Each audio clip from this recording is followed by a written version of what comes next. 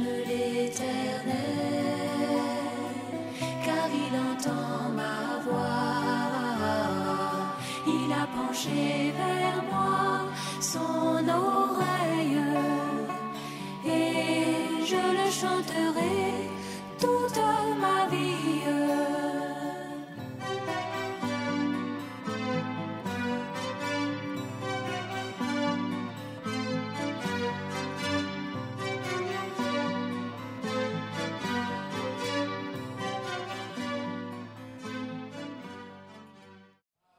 S'il nous voit, frères et sœurs, il écoute nos prières. Dieu merci, nous avons une personne, quelqu'un qui est sincère. Et c'est par lui que nous avons accès à Dieu, notre Seigneur Jésus-Christ. Par lui, nous avons tout. Ce soir, le frère Isaac ne pourra pas être là, le frère Mathias aussi, il est pris dans les courses. Mais il va nous prendre en marche. Et donc, on va dire une parole le temps qu'il arrive. On va prendre Juge 12. On va se tenir debout, s'il vous plaît. Juge 12, à partir du verset 1. Juge 12, à partir du verset 1. Je lis la parole de Dieu. Les hommes d'Éphraïm se rassemblaient, partis pour le nord. Et dit à Jephthé, pourquoi es-tu allé combattre les fils d'Ammon sans nous avoir appelés à marcher avec toi? Nous voulons incendier ta maison et te brûler avec elle. Jephthé leur répondit, nous avons eu de grandes contestations, moi et mon peuple, avec les fils d'Ammon. Et quand je vous ai appelés, vous ne m'avez pas délivré de leurs mains. Voyant que vous ne veniez pas à mon secours, j'ai exposé ma vie et j'ai marché contre les fils d'Ammon. L'Éternel les a livrés entre mes mains. Pourquoi donc aujourd'hui montez-vous contre moi pour me faire la guerre? Jephthé rassembla tous les hommes de Galade et livra bataille à Éphraïm. Les hommes de Galade battirent Éphraïm parce que les Éphraïmites disaient, vous êtes des fugitifs d'Éphraïm.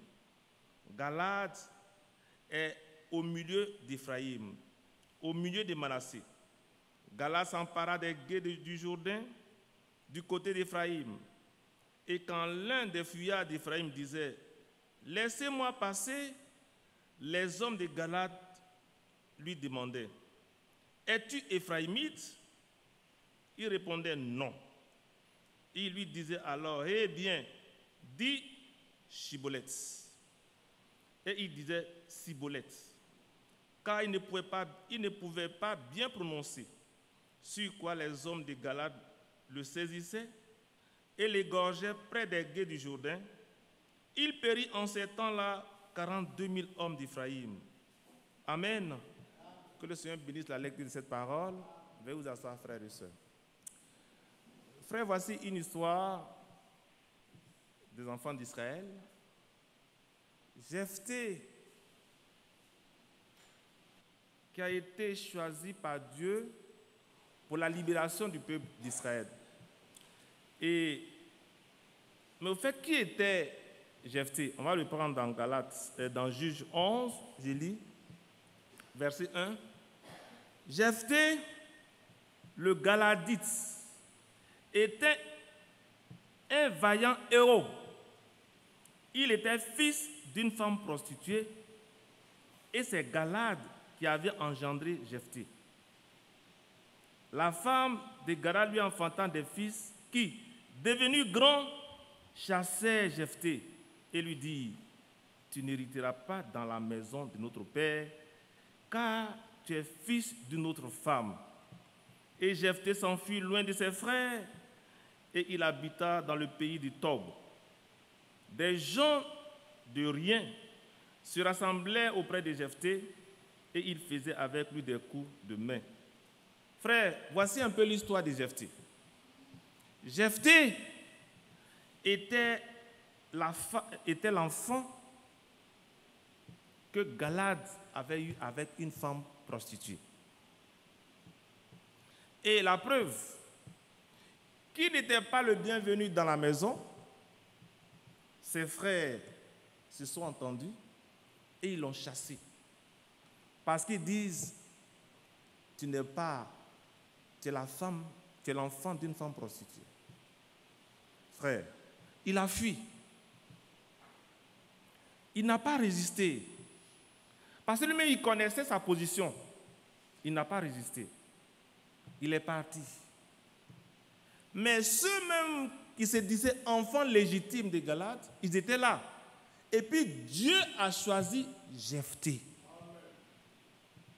Dieu a choisi Jephthé pour libérer le peuple d'Israël.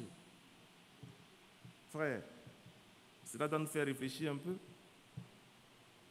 Il était l'enfant d'une femme prostituée. Et c'est lui que Dieu a créé et que Dieu a choisi.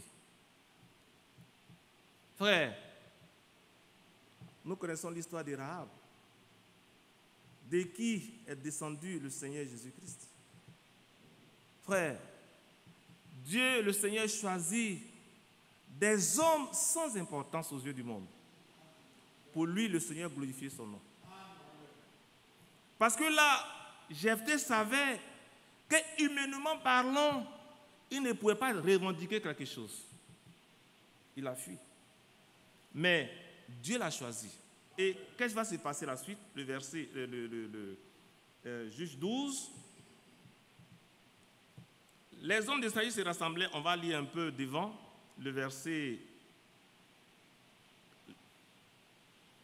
Bon, on va les hommes, Juge 12, verset 1. Les hommes d'Éphraïm se rassemblaient, partis pour le nord, et dit à Jephthé, pourquoi es-tu allé combattre les fils d'Ammon sans nous avoir appelés à marcher avec toi?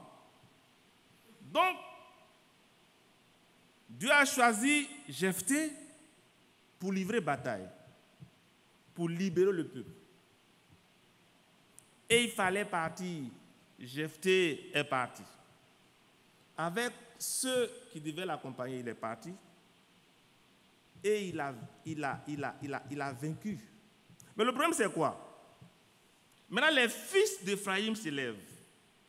Il dit, pourquoi es-tu allé combattre les fils d'Ammon sans nous avoir appelés à marcher avec toi? Nous voulons incendier ta maison et te brûler avec elle. Ils veulent brûler la maison de Jephthé. Et Jephthé lui-même. Pourquoi? Parce que, d'après eux, Jephthé ne les a pas associés. Mais au fait, l'objectif, c'était quoi? C'était de vaincre Ammon. C'était de vaincre Ammon. Donc, Ammon a été battu. Vous, les hommes d'Éphraïm, vous devez vous estimer heureux du fait que le combat même que nous devons livrer ensemble avec Jephthé a été déjà remporté. Mais pour ça, on va faire la guerre. Pour ça, on va aller contre Jephthé et on va brûler Jephthé et sa maison. Frère, souvent je réfléchis, mais pourquoi l'on peut agir ainsi? On a un seul objectif. Notre ennemi, c'est le diable. Notre ennemi, c'est le diable. Et déjà, on va contre lui pour livrer bataille. La suite va nous dire quelque chose. Il dit, verset 3, voyant, maintenant Jephthé va leur expliquer pourquoi ils n'ont pas été associés. Voyant que vous ne veniez pas à mon secours, j'ai exposé ma vie et j'ai marché contre les fils d'Ammon. L'Éternel les a livrés entre mes mains. Pourquoi donc aujourd'hui montez-vous contre moi pour me faire la guerre? Vous voulez me porter secours pour aller combattre Ammon. Mais le Seigneur les a livrés entre mes mains. Joignez-vous à moi pour se réjouir. Ce n'est pas leur problème. Est-ce qu'ils n'avaient pas d'autre intention? Sachant que Jephthé était issu d'une femme prostituée. Mais Dieu n'a pas regardé ça, frère. Frère, si ton frère a une victoire, je pense qu'il faut te réjouir avec lui, au lieu de lui faire la guerre. Oui, frère, ça arrive souvent. Comme ce n'est pas moi, pourquoi ce n'est pas moi et puis c'est lui? Et pour ça, tu vas combattre ton frère, et même jusqu'à le brûler. Et on continue. Verset 4. Jephthé rassembla tous les hommes de Galade et livra bataille à Ephraïm. Mais déjà, ce que nous devons savoir, que c'est une bataille perdue d'avance par les Ephraimites parce que Dieu avait choisi quelqu'un. Et la personne que Dieu a choisie, c'est contre lui ils vont livrer bataille. Frère, donc le combat est perdu d'avance. Frère, ne prenons pas ce courage de lutter contre un homme que Dieu a choisi. Parce que dans tous les cas, ce n'est pas lui que tu combats, mais c'est Dieu que tu combats, frère. Alors, continuez, il dit, les hommes de Galade battirent Ephraïm parce que les Ephraïmites disaient, vous êtes des fugitifs d'Ephraïm. Galade est au milieu d'Ephraïm, au milieu de Manassé. Galade s'empara des gués de Jourdain du côté d'Ephraïm. Et quand l'un des fuyards d'Ephraïm disait, laissez-moi passer, les hommes de Galade lui demandaient, es-tu Ephraïmite? Il disait non. Voilà, ils ont pris les gués, c'est-à-dire que c'est un endroit de l'eau, ou bien d'une rivière, où on peut passer, soit à pied ou à véhicule, ce n'est pas profond. Et donc, les hommes de Jephthé ont pris tout ça. Les autres ont été battus, les Ephraimites. Maintenant, ils fuyaient. Vous savez, frère, en matière de Dieu, Dieu donne toujours le secret à celui qui l'a envoyé. Et c'est à lui, Dieu donne le dépôt, et il lui dit, voici comment il faut faire pour que le peuple soit sauvé. Alors les Ephraimites, qu'est-ce qu'ils vont faire? Ils vont user de ruses. Parce que les hommes de Jephthé avaient barré, ils avaient pris tous les gués pour ne pas que les autres passent, pour ne pas qu'ils fuient, au fait. Donc, qu'est-ce qui va se passer? Il dit, et quand l'un des fuyards d'Ephraïm disait, laissez-moi passer, les hommes de Galade lui disaient, es-tu Ephraïmite, tu veux passer, d'accord? Mais est-ce que tu es Ephraïmite? Puisqu'ils sont battus, là, ils fuient. Il va dire, non. Il dit, es-tu Ephraïmite? Il répondit, non. Il lui disait alors, eh bien, dis Chibolette. Ah oui, dis Chibolette. Comme tu dis que tu n'es pas Ephraïmite, il faut dire Chibolette. Et il disait Cibolette. Car il ne pouvait pas bien prononcer. Sur quoi les hommes de Galade le saisissaient et l'égorgeaient près des gués du Jourdain. Voilà. Voici le secret qui était dedans. Tu veux passer, tu veux venir de l'autre côté, mais il faut prononcer ce mot-là. Chibolek, il disait Cibolek. Parce qu'ils n'avaient pas le même langage que ceux qui étaient allés combattre. Et on allait les mettre à nu au travers de leur langage. Frère, le chrétien, le Fils de Dieu, il a un langage.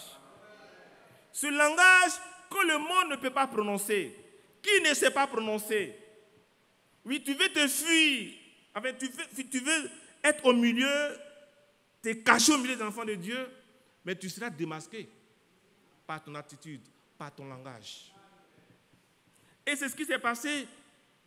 Il dit, Cibolette. Il dit, non, ce n'est pas ça. Parce que, frère, il y avait un secret là-dedans.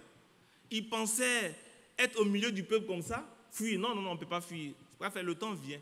La Bible dit, le méchant ne peut pas tenir dans l'assemblée des saints. Frère, qu'on le veuille pas, ça va arriver. Ça va arriver, frère.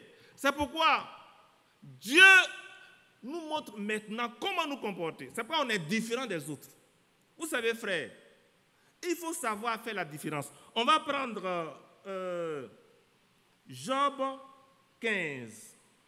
Job 15, on va voir. Job 15, le verset 5. Il dit, je lis, ton iniquité dirige ta bouche et tu prends le langage des hommes rusés. Frère, les hommes rusés ont un langage.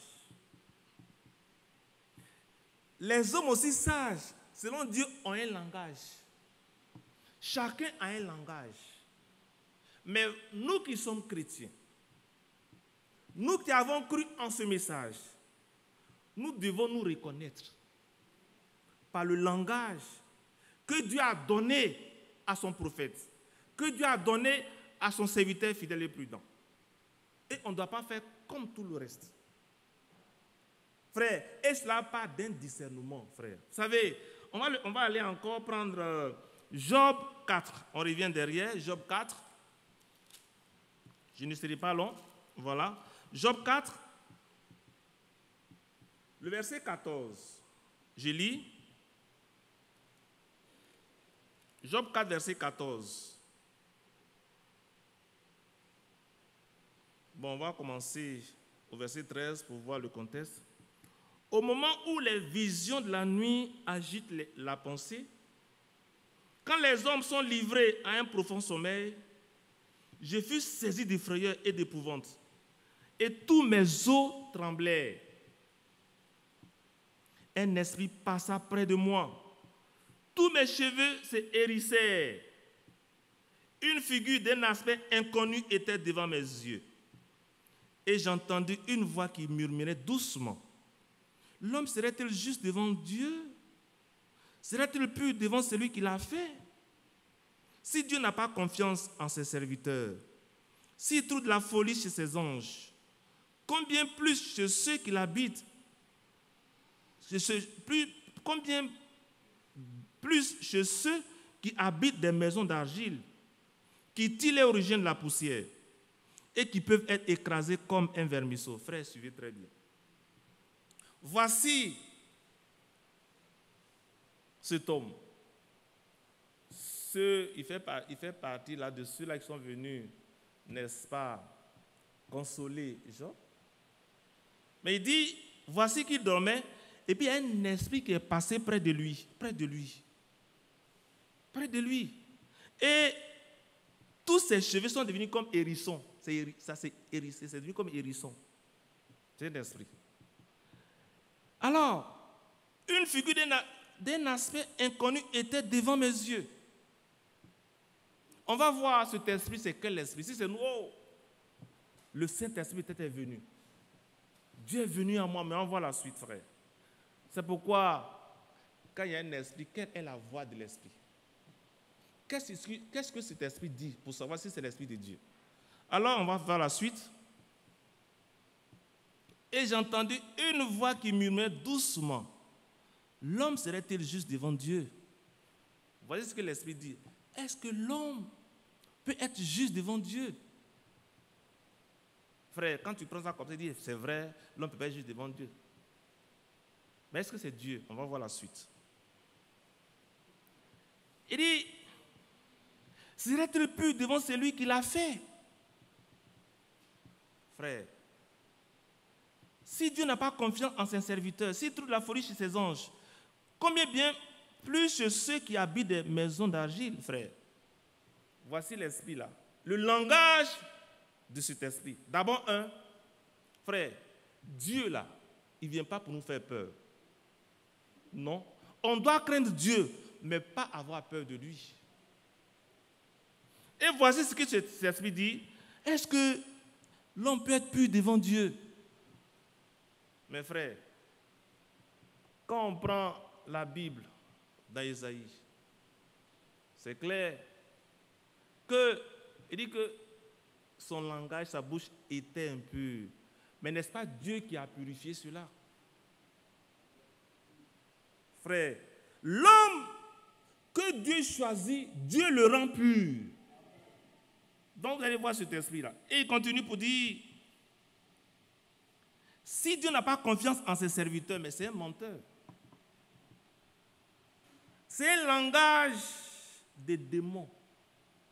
Si Dieu n'a pas confiance en ses serviteurs, mais pourquoi il les envoie alors? C'est pas que vous voyez. Si Dieu n'a pas confiance en ses serviteurs, pourquoi il les envoie? Pourquoi Dieu a envoyé Moïse? Mais avant d'envoyer Moïse, d'abord, frère, il était dans le désert. Dieu a parlé avec Moïse. Ils ont communiqué, frère. Dieu communique avec ses serviteurs. Et ses serviteurs répondent, frères et sœurs. Dieu, il ne se lève pas matin pour dire, je t'ai choisi. Non, frère. C'est pourquoi il dit dans Jérémie dit, avant que tu ne sois né, moi je t'avais consacré prophète, frère. Frère, Dieu a confiance en ses serviteurs parce que c'est Dieu lui-même qui les choisit, frère. Moïse, il a fui. Il est allé là. Il a quitté l'Égypte. Il a fui. Il était en train de perdre son troupeau. Dieu se révèle à lui. Mais avant de partir, ils vont faire un exercice. Dieu va communiquer avec Moïse. Quand il voit le buisson ardent qui ne brûle pas, la Bible dit qu'il allait, le temps nous manque, il dit qu'il voulait voir. Mais Dieu va lui parler, fais comme ci, fais comme ça. Il a enlevé ses chaussures. Dieu a parlé avec lui. Il lui a fait faire des exercices. Il lui a donné des signes. 2 signes. Et il est allé là, en Égypte, devant ce moment, le roi le plus puissant de la terre. Et il allait avec quoi? Un bâton. Frère, notre Dieu, c'est un Dieu de paradoxe. Tu vas avec un bâton devant Pharaon? Ah, toi aussi, Moïse. Jésus, si on demandait à Moïse, il dit non, moi je vais en Égypte. Pour que le peuple d'Israël soit délivré. Mais avec quoi? Avec un bâton. Ah, Moïse. Avec un bâton. Frère, mais avant d'aller avec ce bâton, Dieu lui a donné une mission, un mandat. Mais Dieu a eu confiance en Moïse. Parce qu'il savait que Moïse pouvait lui faire confiance. Donc l'esprit qui dit ici que oui, Dieu peut-il avoir confiance à ses serviteurs, c'est un esprit menteur. C'est pourquoi justement il vient et puis tes cheveux deviennent comme hérisson. Si ça nous dit, oh, frère, Dieu m'a parlé aujourd'hui, hein, mes cheveux étaient comme ça. Ce n'est pas Dieu. C'est pourquoi il faut prendre toute la Bible pour voir ce qui sort de moi là, c'est Dieu. Et on continue, frère. Moïse est parti. Il est mort. Dieu a choisi qui? Josué. Pour dire, le Seigneur a confiance en ses serviteurs. C'est qu'il envoie. Parce que vous savez, l'homme, les recruteurs, les gestionnaires, les managers, et ils recrutent les hommes qui sont déjà nés. Mais Dieu, il recrute dans ce qui n'existe pas encore. Tu n'es pas encore né quand Dieu t'a choisi déjà que tu es prophète. Frère, voici le recrutement que Dieu fait par rapport au recrutement des hommes. Parce que quand l'homme va venir, il dit quel est ton profil, ce qu'il faut faire, le diplôme qu'il faut avoir. Dieu s'en fout de ça. Lui-même, avant même que ton père et ta mère ne se connaissent, il t'a déjà choisi. Et lui-même, il fait tout pour que les moyens soient réunis, frère, pour son œuvre. Mais Dieu a confiance en ses serviteurs, en ceux-là. Il a confiance en eux, quel que soit ce que tu es. Comme enfant de prostituée, tel qu'était Jephthé. Mais Dieu l'a choisi. Dieu n'a pas tenu compte du fait qu'il était prostitué. Dieu s'en fout. Mais c'est lui qui choisit. S'il dit ça, c'est plus. Toi, tu as dit quoi? Maintenant, quel est l'esprit qui t'anime? Comme celui que Dieu a choisi là. Tu as vu son passé qui n'était pas bien. Toi, tu te réfères toujours à son passé. Oh, Dieu a effacé le passé. Et souvent, frère, c'est là, ces choses nous fatiguent. Quand Dieu choisit un homme, au milieu de nous, de villes, sans importance, tu regardes son passé. Mais Dieu ne regarde plus le passé. Dieu regarde devant, frères et sœurs. C'est pourquoi, frères et sœurs, vous savez, excusez-moi Dieu le dit, il y a des gens, souvent, ils disent, ils vont devenir pasteurs, et puis ils jeûnent, ils prient. Dieu s'en fout de ça. Dieu s'en fout de ça, frère, de ton jeûne. Parce que tu vas être pasteur, tu vas jeûner, frère, c'est faux. Moïse n'a pas gêné pour être prophète. Josué n'a pas gêné pour être prophète, frères et sœurs. Et souvent le sceptre de dire Dieu rend capable, il rend capable quand c'est son temps. Frère, sinon, quand Moïse voulait aller délivrer le peuple d'Israël, il allait le rendre capable pour le délivrer. Mais qu'est-ce qu'il a fait? Comme ce n'est pas le temps de Dieu, il a fui. Mais quand le temps de Dieu est venu, frère, il a affronté Pharaon, frère, avec son armée, parce qu'il savait que celui qui rend capable était avec lui. Frère, c'est là où nous devons aller, c'est là où nous partons, frère. Et nous allons y arriver parce que cette église est l'église de Jésus-Christ, frère. Frère, ce qui est important, il y a les très petites entreprises, il y a les grandes entreprises, mais l'entreprise que Dieu fait ne tombe jamais. Oui, frère. Qu'est-ce que l'ennemi n'a pas fait? Quand on prend les 7 âges de l'église, depuis Paul, Irénée, Martin, Colomba, Luther, Wesley, qu'est-ce que le diable n'a pas fait pour détruire son église? Qu'est-ce qu'il n'a pas fait? Jusqu'à même les apôtres ont été décimés, ils ont été tués. Vous connaissez tous l'histoire. Comment ils sont morts? Mais la parole de Dieu a été préservée. Et Dieu a choisi qui, frère? Un homme sans formation, sans diplôme, un langage bas. Frère Branham. Déjà à cet âge-là, très enfant, il dit, tu ne boiras pas, tu ne fumeras pas, tu ne souilleras pas ton corps d'aucune manière, parce que je t'ai destiné à quelque chose. Frère, et ça se voit. Les jaloux en son temps étaient là. Les gens ont fait des choses pour le jalouser. Et c'est ce que les gens ont fait ici à Jephthé. On veut le tuer, brûler sa maison. Pourquoi? Parce que Dieu l'a choisi, l'a combattu. Frère, regardez, est-ce que c'est censé? Mais frère, les esprits ne meurent pas. Les esprits ne meurent pas. Jusqu'à frère Branham, ils ont fait une réunion des hommes d'affaires, ils ont pris des photos. Eux-mêmes, dans la photo là, certains ont été convertis. Frère, c'est pas ça. Donc, frère, les esprits ne meurent pas. Dieu ne change pas sa manière. Le diable aussi, il suit. Et donc, frère, pour dire, voici ce qui est arrivé à Jephthé. On veut lui faire la guerre parce que quoi? Il a remporté une victoire. Mais si effectivement tu étais pour nous, mais vous allez vous joindre à moi pour se réjouir. Mais c'est parce qu'ils n'étaient pas de l'heure.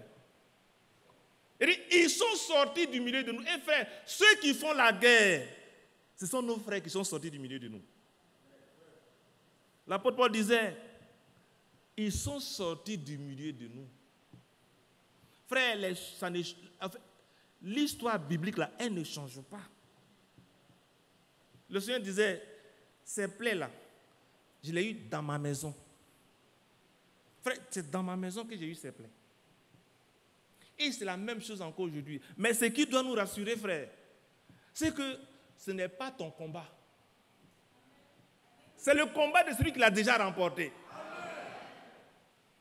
Oui, frère, regardez un peu, qu'on appelle ça David. Goliath, le puissant Goliath, il a eu tous les diplômes de guerre, toutes les écoles de guerre. Jusqu'à l'habillement qu'il faut, il a tout, il est imposant, tout ça. Et ce jour-là, frère, ce jour-là, depuis 40 jours, on est en train d'insulter le peuple de Dieu. On l'insulte, on l'insulte, on l'insulte, on l'insulte. Et ils avaient peur. Mais quand David, animé de l'Esprit de Christ, parce que la Bible dit que les âges passés ont été animés par l'Esprit de Christ, frère. C'est écrit. Animé par l'Esprit de Christ. Quand il est venu là, au front, et puis cet homme-là insultait les enfants d'Israël. Il a dit, toi tu es qui pour insulter l'armée de l'Éternel? Oh, ils avaient peur. Mais il n'a pas dit, vous êtes des comment on appelle ça? Vous êtes des peureux. Vous ne valez rien. Il dit, qui es-tu pour insulter l'armée de l'Éternel, frères et sœurs? Quand ton frère est dans les difficultés, il ne faut pas le pousser, mais il faut prendre position pour lui, Seigneur. Sinon, en temps normal, parce qu'ils fuyaient, ils avaient peur. Jusqu'à même le roi, même Saül même avait peur. lisez un peu l'histoire. Il dit, mais pourquoi toi tu insultes l'armée de l'Éternel? Ah, c'est l'armée de l'Éternel qui a dû trembler comme ça. Oui, mais c'est l'armée de l'Éternel. Oui, frère, c'est l'armée de l'Éternel, frère. C'est quoi l'apôtre Paul dit, on ne doit plus se connaître selon la chair, frère. Quand ton frère pose un acte, il ne faut pas regarder l'homme chair, mais il faut regarder l'esprit qui est derrière. Frère, c'est là où nous devons être, et c'est là où nous devons arriver, et nous allons y arriver parce que c'est Dieu qui le fait. Ça ne dépend pas de toi, frère. Au fait, ce qui est intéressant dans la vie de Christ, la vie du chrétien, c'est que la bataille que nous menons là déjà, on sait comment les anciens l'ont menée et comment ils sont devenus victorieux. Et nous aussi, on marche dessus. On marche dessus, frère. Mais d'abord, il faudrait que les positions soient bien distinguées. Ceux qui combattent, ceux qui sont de Dieu, mais ceux qui les combattent, ils sont dans la maison. Pourquoi ce n'est pas eux? C'était ça les Ephraimites. Pourquoi ce n'est pas eux? Et puis c'est l'enfant d'une prostituée. Parce qu'il dit, comme on disait un peu, dit, vous êtes des étrangers au milieu de nous, c'est écrit. Vous êtes des... Ah, mais je suis étranger, mais c'est moi que Dieu a choisi. Je n'y suis pour rien. Si Dieu m'a choisi, c'est quoi? C'est pas ma faute. C'est pas ma faute, frère. C'est Dieu qui le fait. C'est pourquoi, frère, si nous avons l'Esprit de Dieu, on doit marcher au même pas et de savoir que le combat que mon frère mène, là où il est tombé là, frère, c'est mon combat aussi. Je dois l'aider, je dois le soutenir, parce que j'ai un langage. Et le chrétien, frère, en tant que chrétien, que tu le veuilles ou pas, si tu veux, tu le veuilles ou pas, tu as fait quelque chose, ton cœur va te gronder. Tu as tourné, dit, ah Seigneur. C'est pas regarder, frère. Quand le Seigneur, il partait là, et puis, à Jérusalem, qu'on appelle Zachée, on dit qu'il y avait un monde fou, c'est pas ça, il y avait un monde, ils étaient nombreux. Mais Zachée était petit de forme, je ne sais pas à qui on peut le comparer ici. C'est que je devais dépasser Zachée certainement, mais il était petit de forme. Eh frère, notre Dieu, il est bon. Et là, il y avait un arbre. Et Zachée a couru, comme il est petit, peut-être qu'il était rapide, il a couru, il est monté sur l'arbre. Mes frères, Dieu là, ta vie là, c'est un programme. C'est un programme que Dieu lui-même a tracé pour toi. Tu le veux pas, ça veut dire qu'il faut dire, Seigneur, donne-moi de marcher dans ta volonté. Pour que le programme que tu as fait pour moi, je puisse exécuter ce programme selon toi. Et donc, qu'est-ce qui s'est passé? Zachée a couru. Il a couru, il est monté sur l'arbre. Le Seigneur allait, frère. Il s'est arrêté sous l'arbre. Il n'a pas demandé à ses disciples. Celui qui est là, comment il s'appelle? Il dit, Zachée, descends. Zachée, descends. Le salut est entré dans ta maison, frère. Et donc, quand tu es un enfant de Dieu, quand effectivement ils sont allés chez lui, qu'est-ce qui s'est passé? Zachée regarde le Seigneur. Le Seigneur le regarde. Zachée dit, l'homme là, il sait que je suis un voleur. Il dit, Seigneur, ce que j'ai pris, je vais te donner ça aux pauvres. Il savait, frère. Le Saint-Esprit a commencé à le convaincre. Dieu n'a rien dit. Hein. Lisez un peu l'histoire de Zachée. Lui me dit, ce que j'ai pris là, je vais distribuer ça à ses dix. Voilà. Frère, quand Dieu descend dans ta maison, dans ta vie, ce qui est mauvais là, toi-même tu abandonnes ça. On n'a pas de dire, frère, confesse. Le Saint-Esprit lui-même te convainc de péché, de justice et de jugement. Parce que désormais, frère, tu es un enfant de Dieu. Frère, quand les disciples sont allés là, ils ont prêché. Et que les gens sont venus dans les actes. La Bible dit quoi? Ils ont pris tous les magies. Et puis ils ont envoyé ça aux apôtres. Et puis ils ont brûlé. Les apôtres sont allés dans les maisons. Hein. Il y a quoi ici? Il faut me donner ça. Eux-mêmes, ils ont fui pour partir, frère. Si tu es chrétien, ta vie là, Seigneur, ça là, c'est pas bon, tu enlèves. Seigneur, voici ça. Et puis le Seigneur, c'est que tu te dépouilles de tout ça par le Seigneur Jésus-Christ. Et frère, la vie chrétienne commence après la nouvelle naissance. Oui. Il faut que tu naisses de nouveau. Et c'est après ça que tu peux espérer avoir le baptême du Saint-Esprit. Parce que la nouvelle naissance et le baptême du Saint-Esprit, c'est deux choses. Oui, frère. Dieu fait la grâce à certaines personnes. Ils sont les pires, ils reçoivent le Saint-Esprit, comme dans la maison des Corneilles. Et puis après, le reste va suivre. Et puis, frère, Dieu, là, c'est un Dieu de paradoxe. Parce que sur la croix, là, le brigand, là, il a fait quel baptême? Il n'a pas fait de baptême. Mais il a reconnu ce qu'il était. Il savait que celui-là, c'était le maître. Il n'était pas digne de mourir comme nous. Frère, revenons à Jephthé. Le chrétien a un langage. Il y a un langage que le chrétien doit avoir. Et c'est ce qui s'est passé aussi avec qu'on appelle ça, Pierre. C'est pas ça? Quand on tuait Jésus, humainement parlant, Pierre dit, moi, je vais te défendre. Le Seigneur, il est Dieu. Il n'a rien dit. Il n'a rien dit. Mais comme Pierre aussi, il aimait le Seigneur, mais selon la chair. Mais Dieu va l'emmener jusqu'à ce que son âme même soit convertie. Ça veut dire, si tu seras converti, affermis tes frères. Frère, si tu n'es pas converti, tu vas parler comme les autres. Vous allez faire des groupuscules, parler comme les autres. Frère, c'est la vérité. Au lieu de chercher, ne pas connaître ton frère selon la chair, toi tu vas devoir selon la chair. Le frère là, il a grosse tête, il a petit cou. Mais frère, ce n'est pas ça le problème.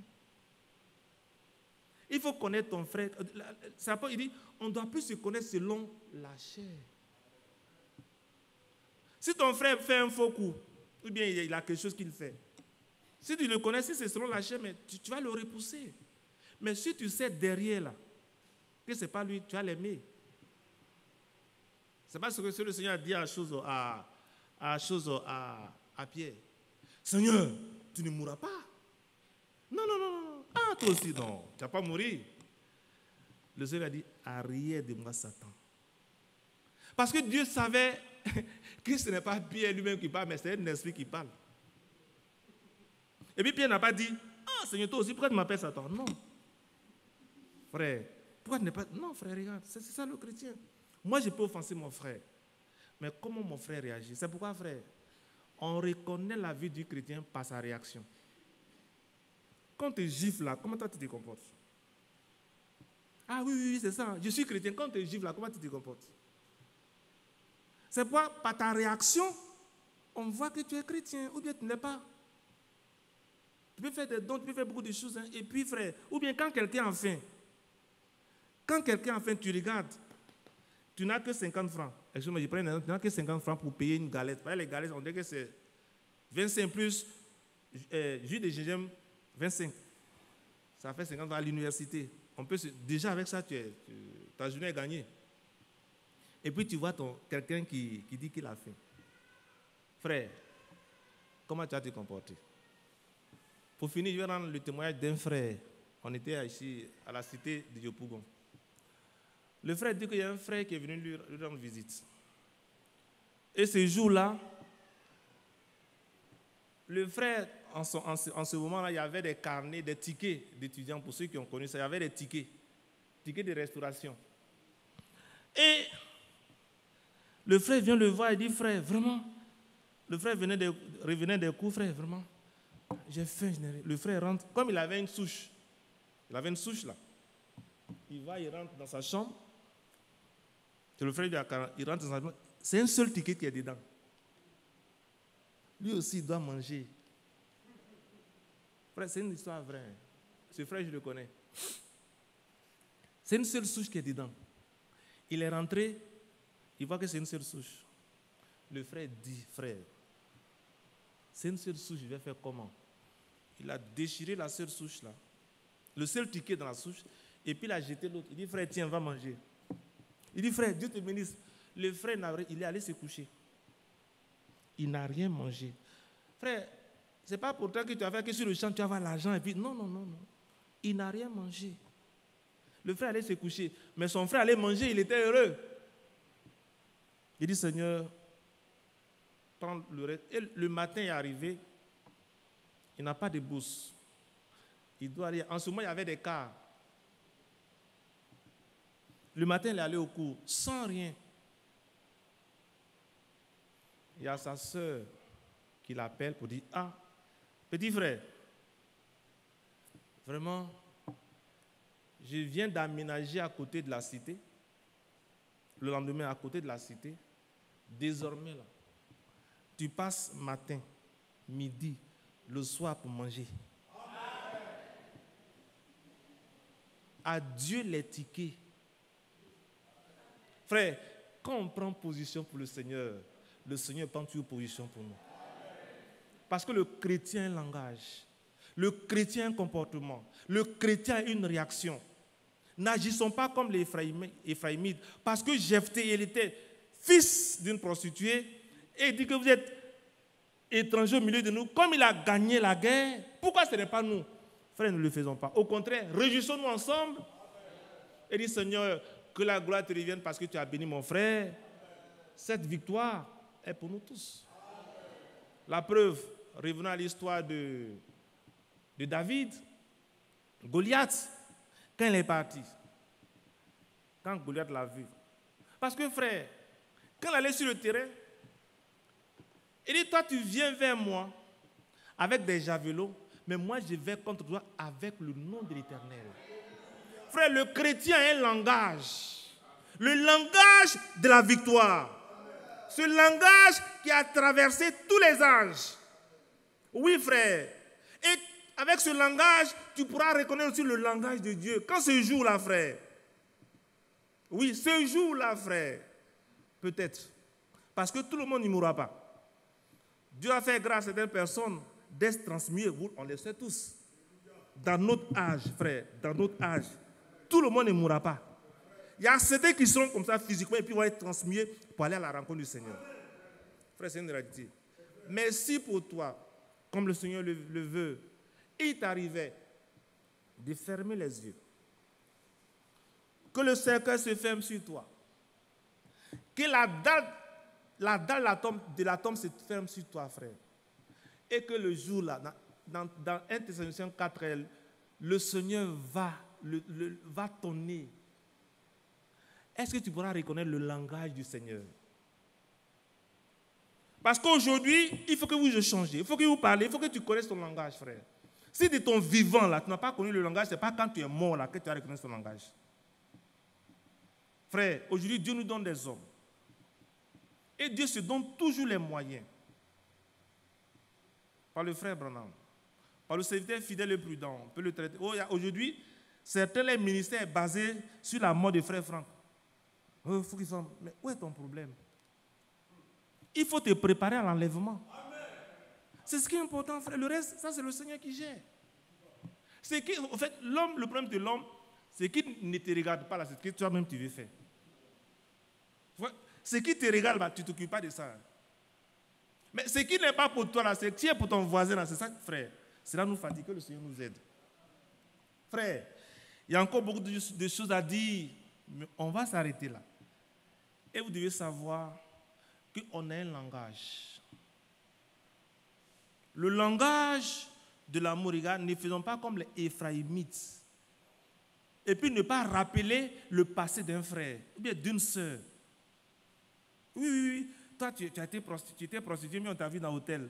Tu t'es marié à la sœur là. Ah, toi aussi. Dans l'église, tu n'as pas trouvé femme, hein. C'est celle-là que tu as trouvée. Ah, frère. Lui là, ma soeur, c'est lui là que tu as trouvé. Ah, que Dieu nous aide. Ton problème, il est où? C'est Dieu qui choisit. Et il choisit selon sa propre volonté. Il ne demande pas conseil à quelqu'un. C'est pourquoi quand je dis, frère, il regarde derrière, il regarde devant. C'est lui, mais il dit, je jure par moi-même.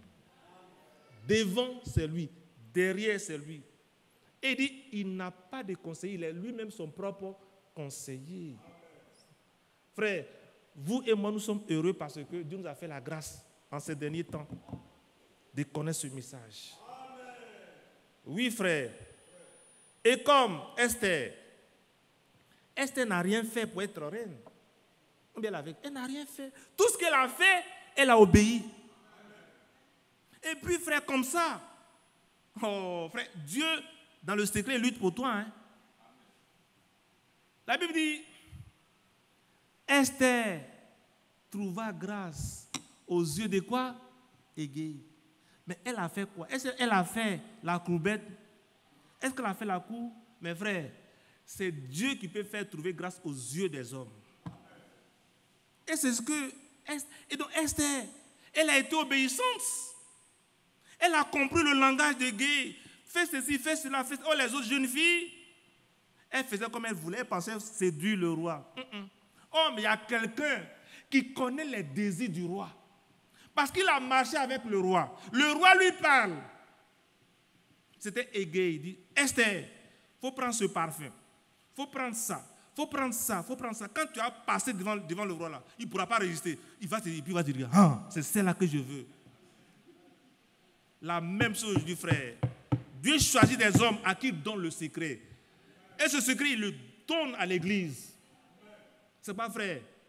On ne doit rien dire d'autre que le dépôt que le Seigneur a donné à ses serviteurs. Toi, tu as quoi et puis tu as dit? Tu as quoi? Est-ce que Dieu te connaît? Il y a quelqu'un que Dieu connaît, quelqu'un avec qui Dieu a parlé, et la Bible dit que cet homme-là, il est sur vous, il est établi sur vous. C'est écrit. Donc, humblement, tu prends et puis tu donnes. Ça, quand tu ne le fais pas, tu deviens orgueilleux. Ah oui, tu deviens orgueilleux. Frère, vous voyez, que Dieu nous aide. On va s'arrêter là. Et on va prier le Seigneur pour dire, Seigneur, je veux avoir ton langage. Je ne veux pas être comme ces Éphraïmites. Non. Je préfère être comme Jephthé, qu'on ne me considère pas. Mais je veux que toi, tu me considères. Je veux que toi, tu me parles.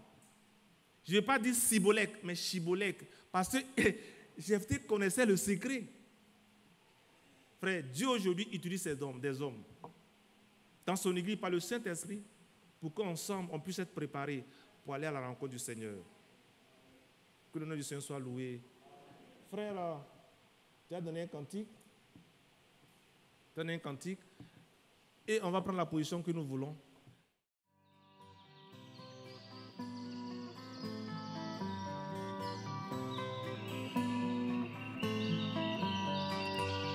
J'aime l'Éternel, car il entend ma voix. Il a penché vers moi son oreille, et je le chanterai.